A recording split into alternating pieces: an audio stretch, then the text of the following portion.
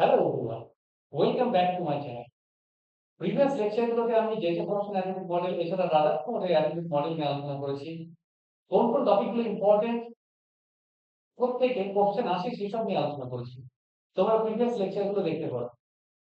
এরপরে যে atomic model যেটা ইম্পর্টেন্ট সেটা হচ্ছে নিলস বোরের অ্যাটমিক মডেল। কিন্তু নিলস বোরের অ্যাটমিক মডেল পড়ার আগে কোয়ান্টাম তত্ত্ব সম্পর্কে জানতে হবে। তাই এই লেকচারে আমি প্ল্যাঙ্কের কোয়ান্টাম তত্ত্ব নিয়ে আলোচনা করব। 19শ শতাব্দীর শেষ দিকে ব্ল্যাক বডি রেডিয়েশন বা কৃষ্ণ বস্তুর বিকিরণ নিয়ে ক্লাসিক্যাল মেকানিক্স অফ ফিজিক্স দিয়ে সঠিকভাবে এক্সপ্লেন করা যাচ্ছে। তাই 1900 সালে ম্যাক্স প্ল্যাঙ্ক, যার বাড়ি ছিল জার্মানি এবং তিনি ছিলেন একজন ফিজিকিস্ট, তিনি কোয়ান্টাম থিওরিতে দেন। দেখো এখানে একটা শব্দ আমি ব্যবহার করতে হচ্ছে ব্ল্যাক বডি রেডিয়েশন। এখন ব্ল্যাক বডি সম্বন্ধে একটা ছোট কনসেপ্ট তোমাদের থাকা অবশ্যই প্রয়োজন। হোয়াট ইজ ব্ল্যাক বডি বা কৃষ্ণ বস্তু কি? অ্যাকচুয়ালি কৃষ্ণ বস্তু বা ব্ল্যাক বডি হচ্ছে একটা আইডিয়াল কনসেপ্ট বা আদর্শ ধারণা। ব্ল্যাক বডি বা কৃষ্ণ বস্তু বলা হয় সেই সাবস্ট্যান্স বা সেই পদার্থকে, যে পদার্থ সমস্ত ধরনের ইলেকট্রোম্যাগনেটিক রেডিয়েশন, সেটা আয়র রেডিয়েশন হোক, ইউভি রেডিয়েশন হোক বা ভিজিবল রেডিয়েশন হোক, যে কোনো ধরনের রেডিয়েশনকে সম্পূর্ণরূপে অ্যাবজর্ব করে।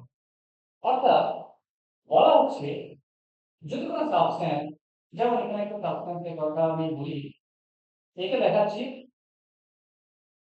এটা একটা সাবস্ট্যান্স মানে পদার্থ। এই পদার্থটা এমন হবে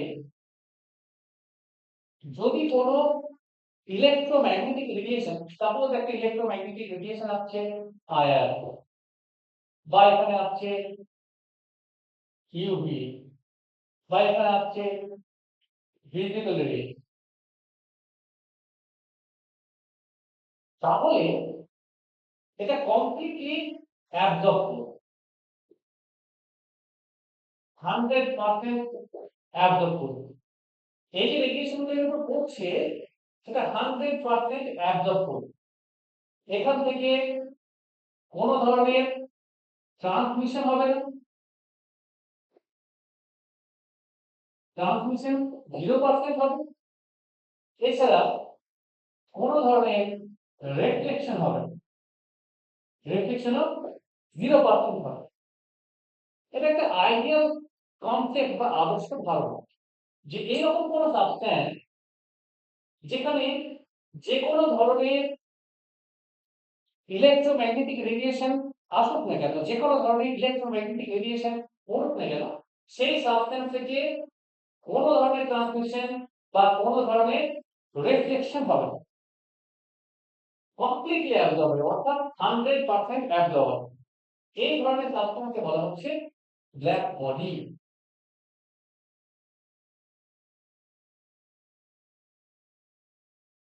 রাইট? এটা হচ্ছে ব্ল্যাক বডি। ফিজিক্যালি আমরা ভাবতে পারি যে এরকম কোনো হোল,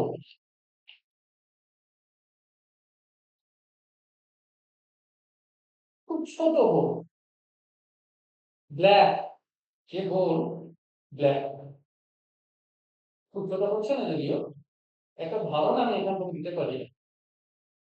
তারপর এরকম কোনো হোল, আরো ছোট, খুবই সূক্ষ্ম, ছোট্ট কোনো হোল যেটা ব্ল্যাক, একটা ব্ল্যাক বডি ধারণাটাকে দিতে পারে। খুব ছোট, ক্ষুদ্র একটা হোল, রাইট?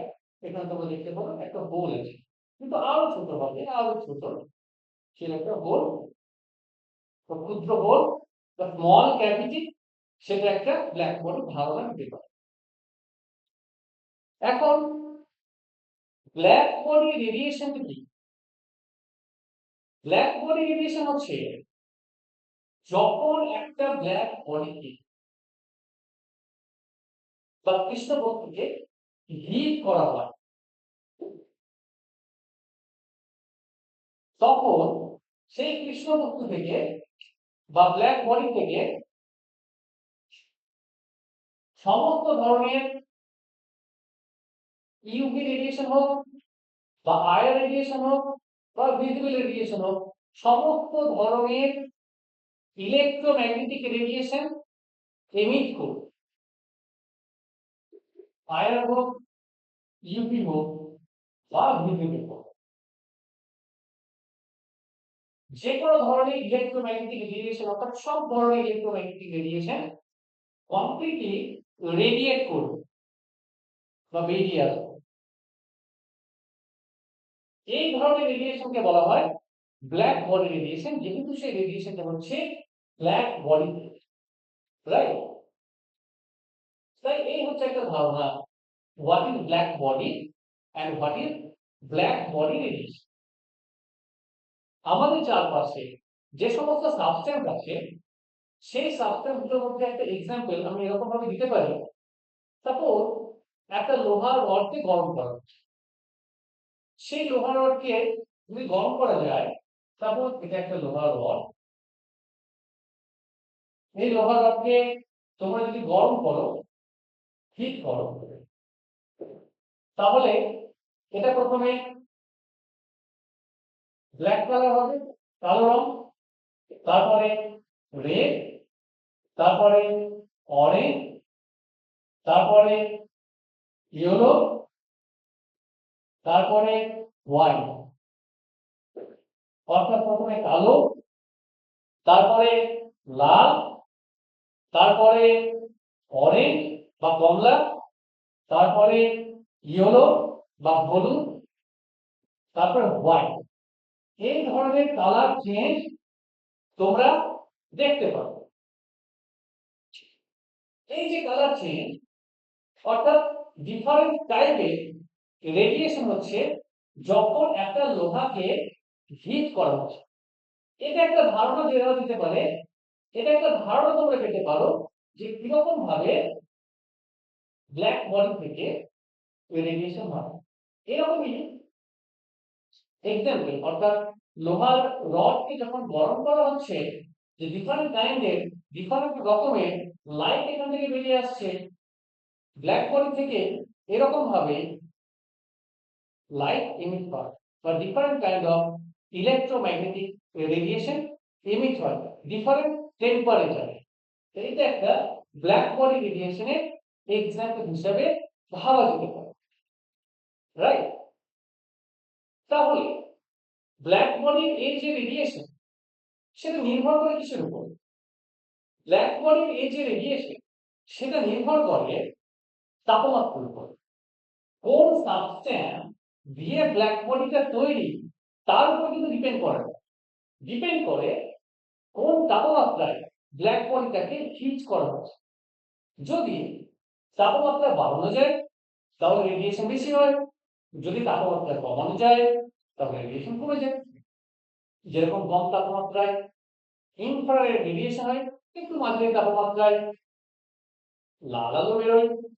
তাপমাত্রা যদি আরো একটু বাড়ানো যায় তাহলে নীল, সবুজাভ নীল, এই ধরনের লাইট গুলো এমিট করে। তাহলে নিশ্চয়ই তোমরা একটা প্রাথমিক ধারণা পেয়েছো যে what is black body and black body radiation কি, রাইট? 19 দশকে, 19 শতকের শেষ দিকে এই black body radiation classical mechanics of physics দিয়ে এক্সপ্লেন করা যাচ্ছিল। আচ্ছা, এখন আরো দু একটা কথা আমি বলতে চাই এখানে। দেখো, তোমরা হয়তো দেখে থাকবে যে সকালে যখন সূর্য ওঠে, তখন চারদিকে আলো ছড়িয়ে পড়ে, তাই না? কিংবা তোমরা যদি একটা টিউব লাইট জ্বালাও বা একটা বাল্ব জ্বালাও, সেখান থেকে আলো চারিদিকে ছড়িয়ে পড়ে। বা হয়তো তোমরা একটা টর্চ জ্বালাচ্ছ, সেখান থেকে আলো চারিদিকে ছড়িয়ে পড়ে। অর্থাৎ তোমরা সবসময় দেখে থাকবে আলো চারিদিকে ছড়িয়ে পড়ে, এবং এই ছড়িয়ে পড়া দৃষ্টান্ত আমাদের চারপাশে রয়েছে, right? Classical mechanics of physics বলে এই যে আলো ছড়িয়ে পড়ছে, আমি আলোটাকে নিচ্ছি একটা এক্সাম্পল হিসেবে, কারণ আলো is one kind of energy, light is one kind of energy, অর্থাৎ লাইট হচ্ছে এক ধরনের শক্তি। তাহলে শক্তি বা এখানে যে এক্সাম্পলটা আমি নিয়েছি সেটা হচ্ছে আলো চারিদিকে ছড়িয়ে পড়ছে অবিরত বা কন্টিনিউ, তাই না? ক্লাসিক্যাল মেকানিক্স অফ ফিজিক্স বলে যে আলো বা এনার্জি চারিদিকে কন্টিনিউয়াসলি ছড়িয়ে পড়ে বা অবিরত ছড়িয়ে পড়ে। কিন্তু এই কনসেপ্ট বা এই ধারণা থেকে এই যে ব্ল্যাক বডি রেডিয়েশন, এই ব্ল্যাক বডি রেডিয়েশনটাকে এক্সপ্লেন করা যাচ্ছিল তখন 1900 সালে জার্মানির ফিজিসিস্ট ম্যাক্স প্ল্যাঙ্ক বললেন যে না,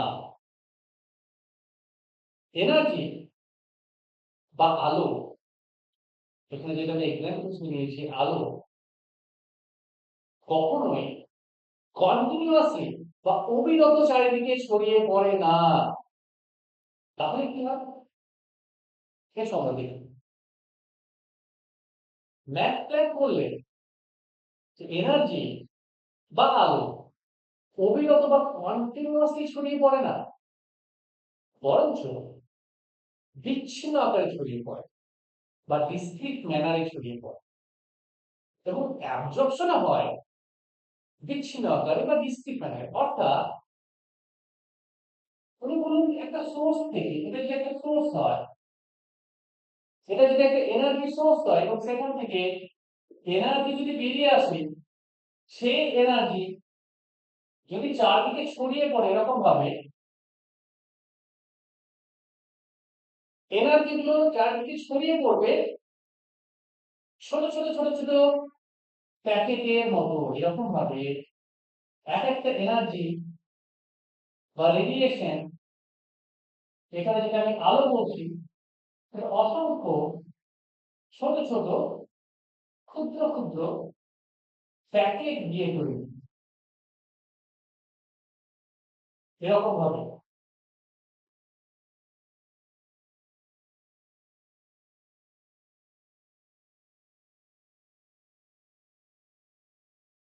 তোমরা দেখতে পাচ্ছ যে এনার্জিটা এরকম ভাবে অসংখ্য ছোট ছোট ক্ষুদ্র ক্ষুদ্র একক দিয়ে তৈরি, ঠিক আছে?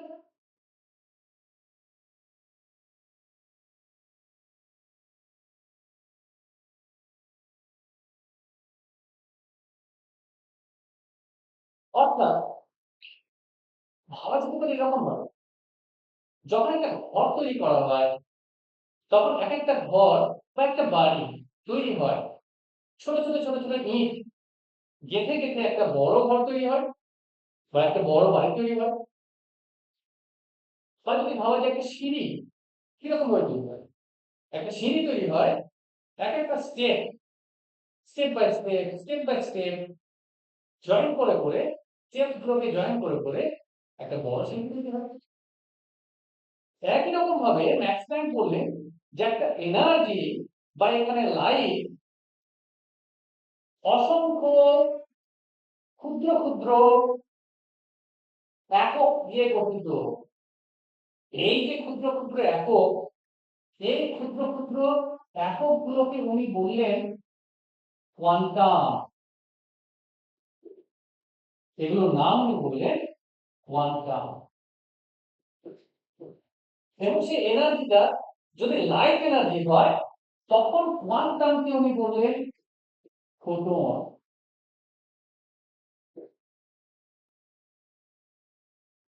এই কোয়ান্টাম হচ্ছে photon in case of light, right?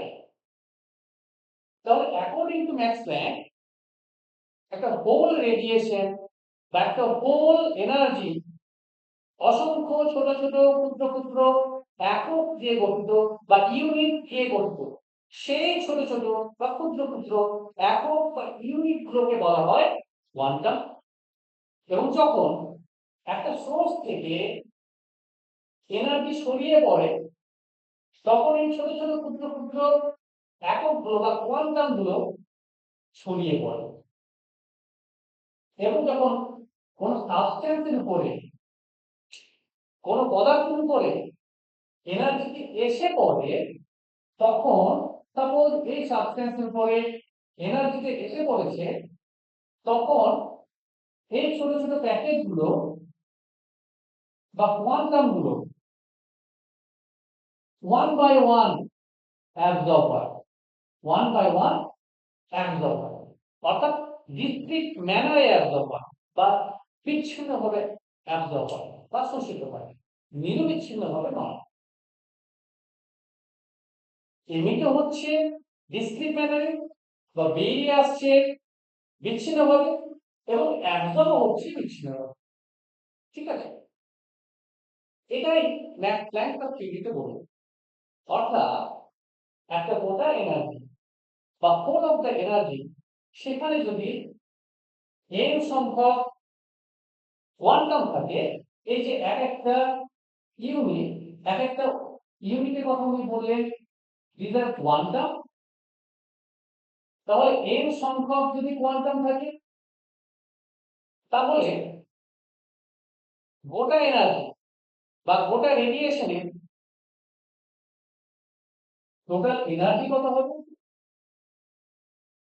সেটা কিভাবে ক্যালকুলেট করতে হবে উনি বলবেন যে এক একটা কোয়ান্টামের বা এক একটা এককের বা এক একটা ইউনিটের যে এনার্জি সেই এনার্জি হচ্ছে h নিউ অর্থাৎ এনার্জিটি এক একটা কোয়ান্টামের যে এনার্জি সেই এনার্জি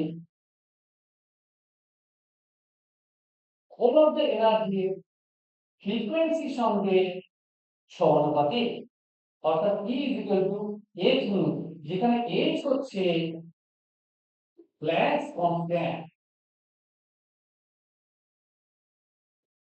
এবং এর ভ্যালু দিবেন সেই ভ্যালুটা হচ্ছে 6.626 into 10 to the power -34 joule second ঠিক আছে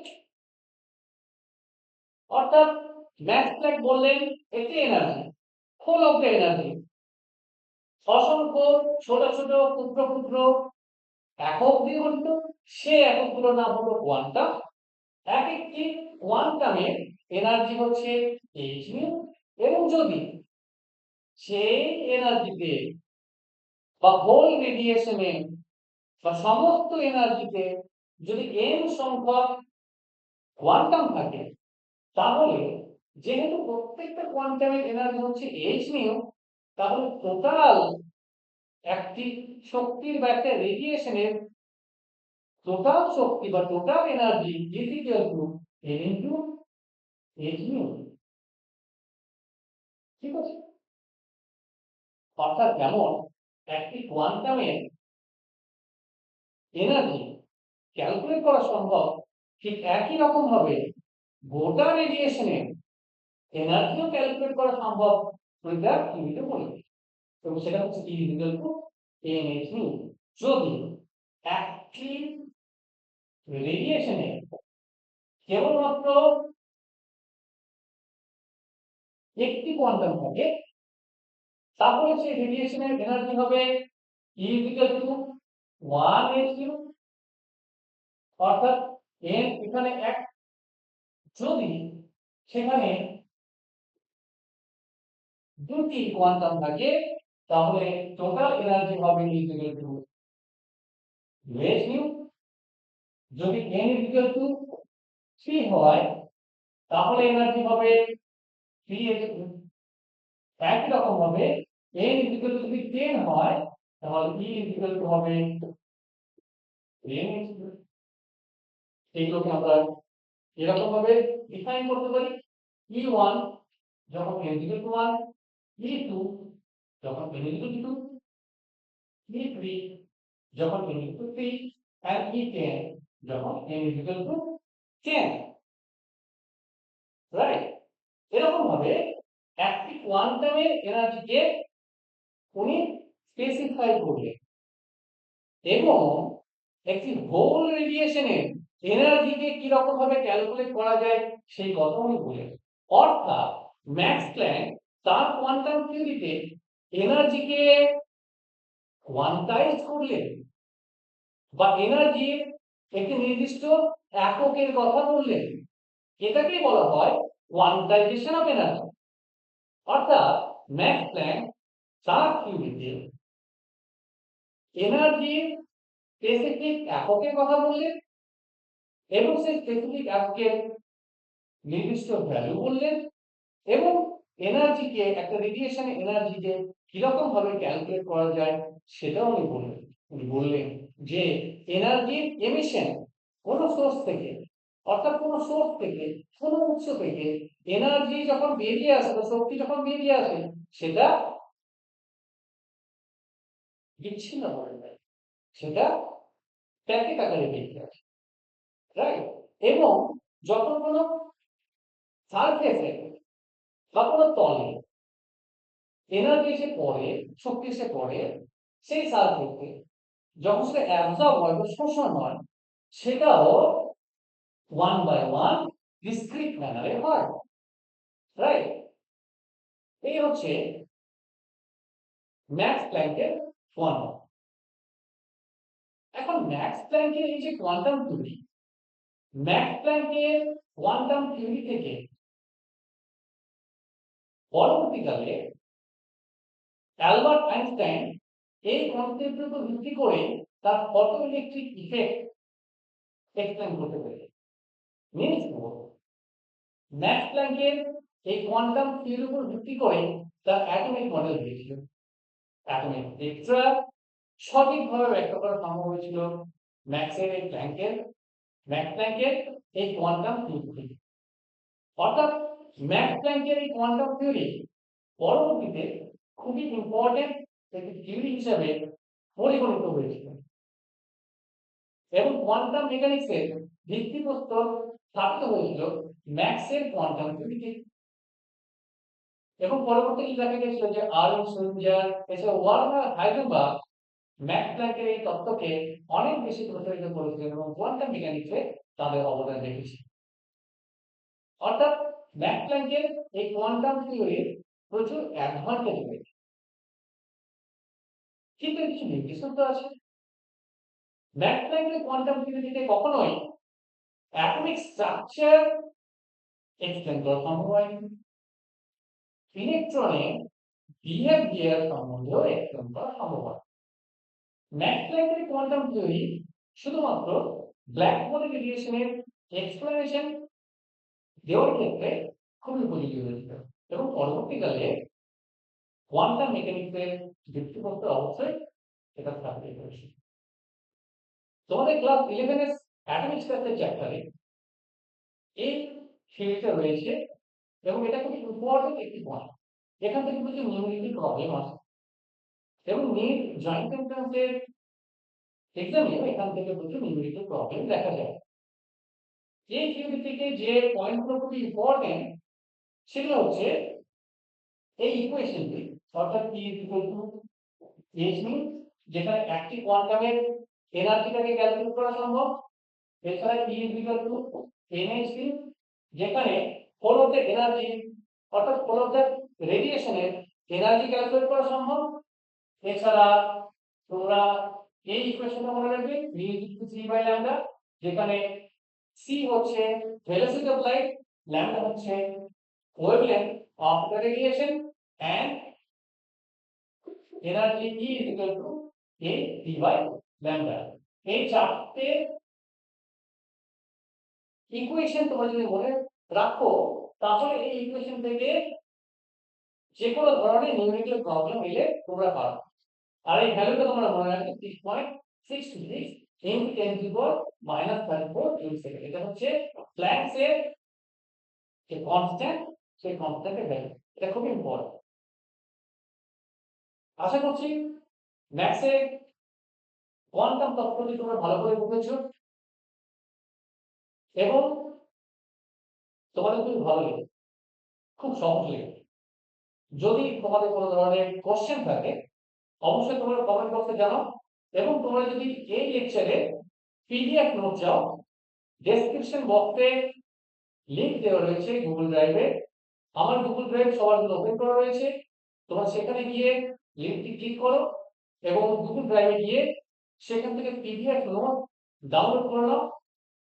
সেখান থেকে ভালো করে পড়াশোনা করো, প্রিপারেশন নাও এবং ভালো রেজাল্ট করো। Thank you so much for watching.